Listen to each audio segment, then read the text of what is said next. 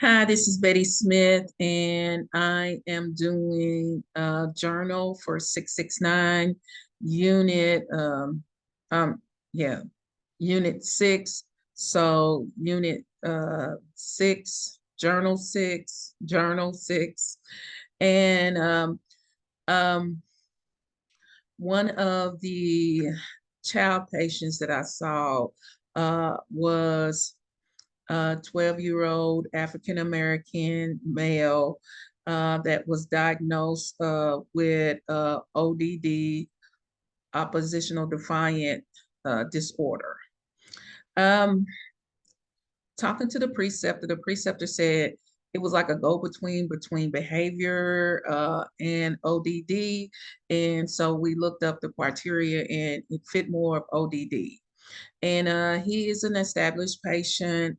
He comes with a lot of issues. He has a lot of trauma. Like my preceptor said, it's not really that the children are sick. It's just that they've been in sick environments and it's made them sick. So he was sexually abused. He's in the foster care system. I think his father's in jail, and his mother, I think he's even saying they don't know really what happened in his childhood, other than I think the time he got into state custody.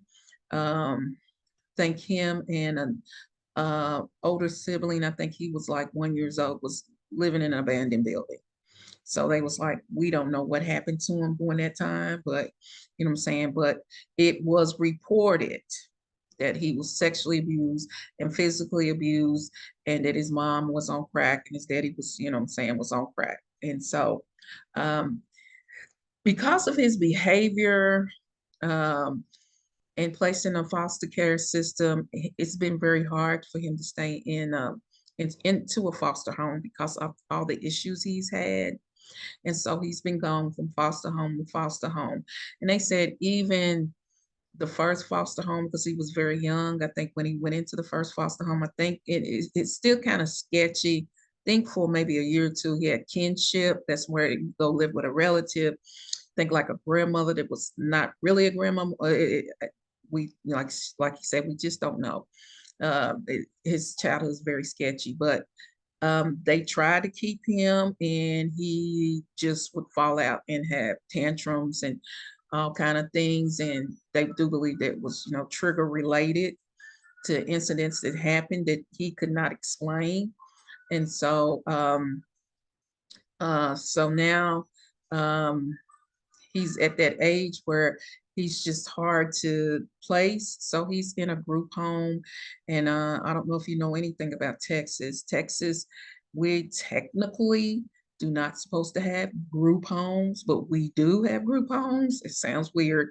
And they are not, you know what I'm saying, they don't call them group homes because they closed them down because they were substandard, but they're group homes. They're still group homes. But we're not supposed to say they're group homes. But he's at a home where they have a caseworker that watches him. He has his own room, but it's two or three kids, two or three, two or three boys in the same um, home. You know what I'm saying? Each one of them have their own bedroom, and these are children that is, you know what I'm saying, have a lot of issues, and so they are in like a home, and and I think it's like 4 bedrooms, and then they have state people coming in and monitor them, and they do. Some of my one or two of my homeschool. He's not homeschooled. They said he's gotten better since preceptor has put him on Risperidol 0.5. He has been a lot better. I think he was hospitalized one time, and he was on a bunch of stuff, and so they was able to do some behavior health therapy with him, and now he's just on the 0.5 Risperidol, and he seems to be functioning better. The only thing is they tried one time about 6 months ago because he seemed to be stabilizing to place him. It was a family that was thinking about taking him, and he went there and it was just a total mess. And so they said he's more stable being where he's been at. So, but that is it. I appreciate it. Thank you. I was trying to see. Oh, there we go.